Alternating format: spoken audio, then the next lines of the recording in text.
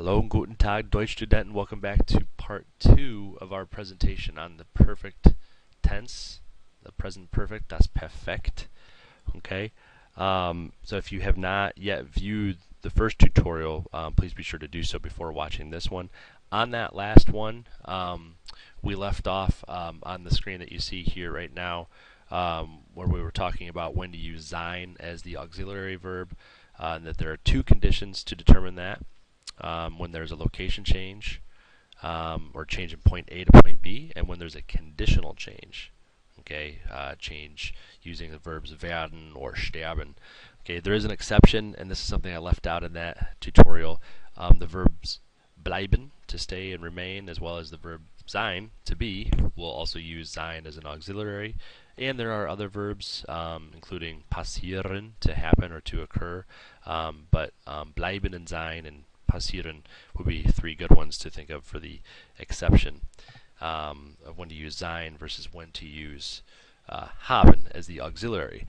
So let's get started by looking at the verb fahren and its use of sein.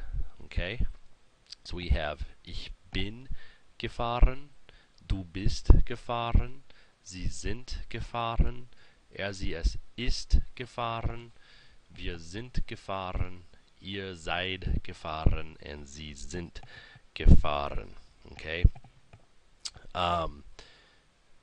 So we'll now go on to, now that you've seen how this is used here, we're going to switch gears a bit and look at how separable prefix verbs are used in the perfect tense.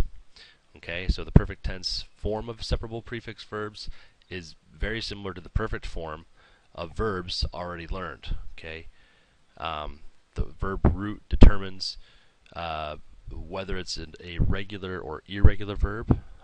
Instead of separating the prefix from the root, the perfect tense prefix ge is simply placed between the prefix and the root. All right. So if we look at this table here, the verb mitkommen, all right, to come along, to come with. For instance, ich gehe auch mit, as used in the present tense, and then ich bin auch mitgekommen, used in the perfect tense. So notice how the ge is simply placed in between the prefix and the root, but that it's all one word. Okay. So now let's turn to a few other types of verbs, those that begin with the prefixes be, and fair. So these are considered inseparable prefix verbs, of which there are many, and these three prefixes here are three very common ones. So the verbs, for instance, besuchen, erzählen, and verkaufen as examples of regular verbs. Okay, and on the right we have bekommen, ertrinken, and verstehen as examples of irregular verbs. Okay. So you can see the changes in those, how the regular all end in a T. Okay, there's no root change there. And then the irregulars on the right, how they end in en. And one of them, bekommen, does not have a root change, but ertrinken, ist ertrunken, verstehen, hat verstanden. You see that there is a significant root change there. Notice too that ertrinken is the only one in this whole group in this table that uses the verb sein as the auxiliary. Ertrinken does mean to drown, so obviously state of being the change there.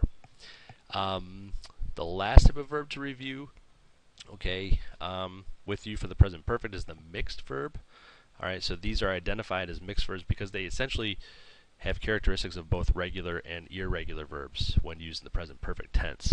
Okay, meaning they all begin their past participles with ge and end in a t to represent regular, but they'll have a stem change to show their irregular qualities. So let's look at this list here. We have bringen, denken, kennen, nennen, rennen, and wissen. Okay, so looking at their past participles, we have hat gebracht, hat gedacht, hat gekannt, hat genannt, ist gerannt, and hat gewusst. So notice the verb rennen uses the verb sein as its auxiliary, Looking at its meaning, we know that to run or running will express a change in location. Since if you are running, you're likely to be changing from point A to point B. Remember, if you haven't seen the previous tutorial on the present perfect, I recommend you watching that prior to this one. There's likely some things in there that I've mentioned that were covered more in length in that review. So please also note that there are some additional elements involved with the present perfect that aren't quite covered yet.